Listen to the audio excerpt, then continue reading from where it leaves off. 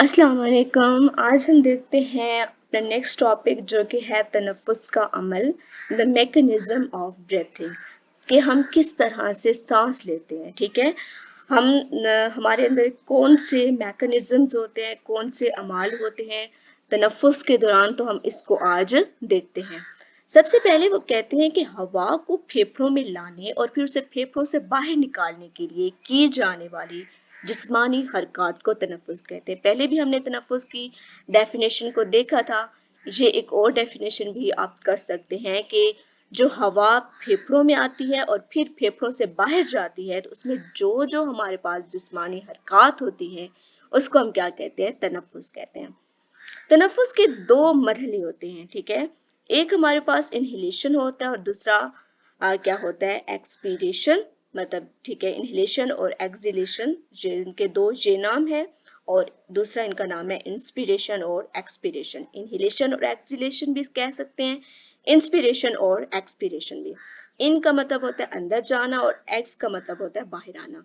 इसी तरह एक्स का भी मतलब यही होता है। एक्स का क्या मतलब होता है, बाहर आना, और इनका अंदर जाना। तो इनहेलेशन में बेसिकली क्या होगा, हवा अंदर जाएगी, और एक्सहेलेशन में क्या होगा, हवा बाहर आएगी। तो हम इसको देख लेते हैं। इनहेलेशन, इंस्पिरेशन को, हवा को फेफड़ों में ले जाना इनहेलेशन कहलाता है। ठीक है, हवा जो फेफड़ों में जाएगी उसको हम उस अमल को क्या कहेंगे, इनहेलेशन या इंस्पिरेशन। ठीक है, तो मैंने यही आपको बताया कि इनका मतलब क्या होता है, अंदर जाना। इसके दौरान मदरजा झैल अवामिल होते हैं।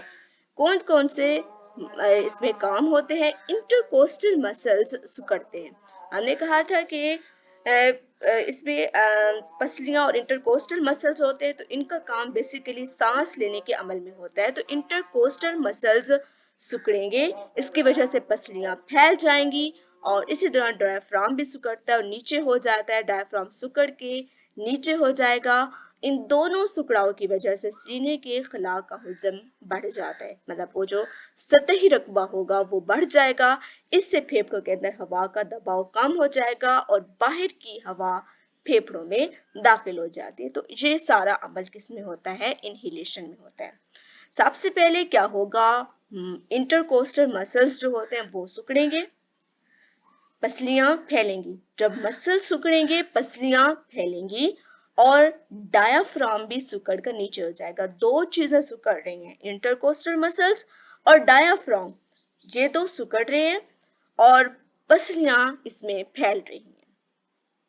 अब वो कहते हैं इन दोनों सिकुड़ाव की वजह से, कौन से सिकुड़ाव, इंटरकोस्टल मसल्स का सिकुड़ाव और डायाफ्राम का सिकुड़ाव, इन दोनों सिकुड़ाव की वजह से सीने के खला का हुज्म बढ़ जाता है। जो दोनों सिकुड़ाव आएंगे, वो जो सीने की कैविटी होती है, सीने का जो खला होता है, उसका हुज्म, उसका जो जगह है, उसका वॉल्यूम बढ़ जाएगा, और इससे फेफड़ों के अंदर हवा का दबाव कम हो जाता है। ये इन सारे अमल की वजह से फेफड़ों के अंदर जो होगा वो हवा कम हो जाएगी, फेफड़ों के अंदर हवा का दबाव कम हो जाएगा, और बाहर की हवा फेफड़ों में दाखिल होती है। मतलब यहाँ पे क्या होगा, डिफ्यूजन का अमल जैसे होता है, ज्यादा इर्तिकाज वाले इलाके से कम इर्तिकाज वाले इलाके में जाना। तो बाहर चूंकि हवा का दबाव ज्यादा होता है और फेफड़ों के अंदर हवा का दबाव कम हो जाएगा, तो क्या होगा, इससे फेफड़ों के अंदर हवा का दबाव कम हो जाता है और बाहर की हवा फेफड़ों में दाखिल हो जाती है। तो ये सारा अमल इनहेलेशन में होता है। नेक्स्ट हम देखते हैं एक्सहेलेशन। जहां पे अंदर गई थी हवा, और जहां पे एक्सहेलेशन में क्या होगा, हवा को फेफड़ों से बाहर निकालना एक्सहेलेशन कहलाता है या एक्सपीरेशन। इसके दौरान मदरजा झैल अवामिल होते हैं। अब ये इनहेलेशन का बिल्कुल उलट होगा। ठीक है, तो इन दोनों में क्या आ सकता है, डिफरेंस आ सकता है कि इनहेलेशन और एक्सहेलेशन में या इंस्पिरेशन और एक्सपीरेशन में डिफरेंस क्या है, फर्क क्या है। तो ये दोनों जो हैं बिल्कुल एक दूसरे के उलट चलेंगे। वहां पे इंटरकोस्टल मसल्स सिकुड़े थे, जहां पे इंटरकोस्टल मसल्स फैलते हैं। इसकी वजह से पसलियां अंदर की तरफ दबती हैं, और वहां पे पसलियां फैल गई थी और जहां पे अंदर में की तरफ दबती हैं। इसी दौरान डायाफ्राम भी फैलता है, और वहां पे भी डायाफ्राम सिकुड़ा था। उन वहां पे दोनों चीजें, इंटरकोस्टल मसल्स और डायाफ्राम सिकुड़ रहे थे, और जहां पे दोनों चीजें फैल रही हैं और ऊपर हो जाता है, वहां नीचे हो गया था, जहां ऊपर हो जाएगा। ان दो हरकत की वजह से सीने के खला का हुजम कम हो जाएगा। वहां पे इन दोनों सुकराव की वजह से सीने के खला का हुजम बढ़ गया था और यहाँ पे खला का हुजम कम हो जाएगा। इससे सीने के अंदर हवा का दबाव बढ़ जाता है और सीने की हवा बाहर।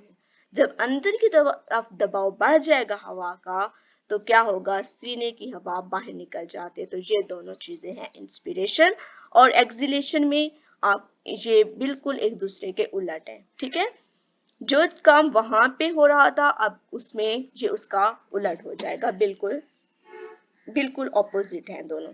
तो ये हमारे पास एक था टॉपिक तनफ्फुस का अमल, the mechanism of breathing, inhalation और एक्सहेलेशन हमने इसमें पढ़ा। नेक्स्ट हमारे पास है, ये थोड़ा सा हम डायग्राम में भी इस चीज को देख लेते हैं कि किस तरह से ये हवा अंदर दाखिल हुई। पसलियों का जाल, जहाँ पे जो पसलियां थी हमारे पास, जो रिब्स थी वो फैल गई और डायाफ्राम, जो डायाफ्राम है ये नीचे हो गया। अब जहाँ इस चीज का बिल्कुल उलट होगा, डायाफ्राम ऊपर उठता है, ठीक है, और पसलियों का जाल अंदर और नीचे की जानिब यहाँ पे हमें उठा हुआ नजर आ रहा है, जहाँ पे अंदर की तरफ दबा हुआ नजर आ रहा है और जहाँ से हवा बाहर निकल जाएगी। ये तनफ्फुस में इनहेलेशन और एक्सहेलेशन था। नेक्स्ट हम देख लेते हैं तनफ्फुस की रफ्तार शरह, द रेट ऑफ ब्रेथिंग, कि किस तरह से कौन सा रेट चलता है। मतलब आप देखें कि हर टाइम हमारे तनफ्फुस की रफ्तार एक जैसी नहीं होती, हमारा सांस लेने का अमल एक जैसा नहीं होता। नॉर्मल कंडीशन में अलग होता है, काम की हालत में हमारा तनफ्फुस का रेट अलग होता है और इस तरह मुख्तलिफ हालात में हमारा जो तनफ्फुस की रफ्तार होती है वो अलग होती है। तो रेट ऑफ ब्रेथिंग में तनफ्फुस की रफ्तार, उसकी शरह में हम देखते हैं कि इंसान में नॉर्मल हालात यानी आराम के वक्त, मतलब जो हम आम रूटीन में हमारे काम चल रहे होते हैं, हम आराम से बैठे हैं, सोए हैं, तो उस वक्त हमारे पास जो सांस लेने, जो तनफ्फुस की रफ्तार है वो 16 से 20 मरतबा फी मिनट है। हम 1 मिनट में 16 से 20 मरतबा इनहेल और एक्सहेल करेंगे। मुशक्कत या सख्त काम के दौरान मसल ज्यादा रफ्तार से सेलुलर रेस्पिरेशन करते हैं। जब हम कोई काम कर रहे होंगे, कोई मुशक्कत कर रहे होंगे, तो उस दौरान मसल्स में सेलुलर रेस्पिरेशन ज्यादा होगी, तो इसके नतीजे में ज्यादा कार्बन डाइऑक्साइड बनती है। जितनी सेलुलर रेस्पिरेशन होगी उसमें ऑक्सीजन इस्तेमाल होते हैं, कार्बन डाइऑक्साइड बनती है। तो कार्बन डाइऑक्साइड ज्यादा बनेगी और दिमाग में मौजूद रेस्पिरेटरी सेंटर खून में कार्बन डाइऑक्साइड की ज्यादा मिकदार को महसूस करता है। ये रिब्स के मसल्स और डायफ्राम को तेज रफ्तार से पैगामात भेजता है। इन मसल्स के सिकुड़ने और फैलने की रफ्तार बढ़ जाती है। इस तरह तनफ्फुस की रफ्तार 30 से 40 मरतबा फी मिनट तक बढ़ जाती है। एक तो हमसे ये पूछा जा सकता है कि नॉर्मल हालात में हमारा तनफ्फुस का रेट क्या होता है और मुशक्कत के दौरान हमारा तनफ्फुस का रेट क्या होता है। तो यहाँ पे 16 से 20 मरतबा फी मिनट था, जहाँ से 30 से 40 मरतबा फी मिनट है। और थोड़ा सा ये भी हम इसको गौर से पढ़ सकते हैं और इसको समझ सकते हैं। और ये क्वेश्चन भी आ सकता है कि मुशक्कत के वक्त मतलब हमारा तनफ्फुस का रेट ज्यादा क्यों हो जाता है। तो उस दौरान बेसिकली सेलुलर रेस्पिरेशन ज्यादा होती है, कार्बन डाइऑक्साइड उससे फिर ज्यादा बनेगी और रेस्पिरेटरी सेंटर वो ज्यादा खून में कार्बन डाइऑक्साइड की मिकदार को महसूस करेगा। रिब्स के मसल्स और ये सारा काम तेज तेज हो रहा होगा और सिकुड़ने और फैलने की रफ्तार बढ़ जाएगी और इस तरह तनफ्फुस की रफ्तार जो है वो 30 से 40 मरतबा फी मिनट हो जाएगी। अच्छा, नेक्स्ट हमारे पास ये लिखा हुआ है कि एक दिन में तनफ्फुस से आधा लीटर पानी हमारे जिस्म से निकलता है। मतलब ये जो सांस लेने का हमारा अमल होता है, हम इनहेल और एक्सहेल करते हैं, तो इस दौरान हमारा आधा लीटर पानी जो है वो जिस्म से निकलता है। ये पानी के वो बुखारात होते हैं जो हम शीशे पर सांस निकाल कर देख सकते हैं। मतलब कि हमें वैसे अगर समझ नहीं आ रही कि हम इनहेल और एक्सहेल के दौरान हमारा पानी निकलता है, मतलब आधा लीटर ने का पानी निकलता है, तो आप इस चीज को कैसे महसूस कर सकते हैं। अगर आप शीशे पर अपनी सांस मतलब डालें तो वो आपको बुखारात जो महसूस होंगे, तो आपको इस चीज का अंदाजा हो जाएगा कि इनहेल और एक्सहेल के दौरान हमारा पानी जो है वो हमारे जिस्म से निकलता है। तो ये सांस के दौरान अंदर दाखिल होने वाली और बाहर खारिज होने वाली हवा का हमने ये देखा मवाजना।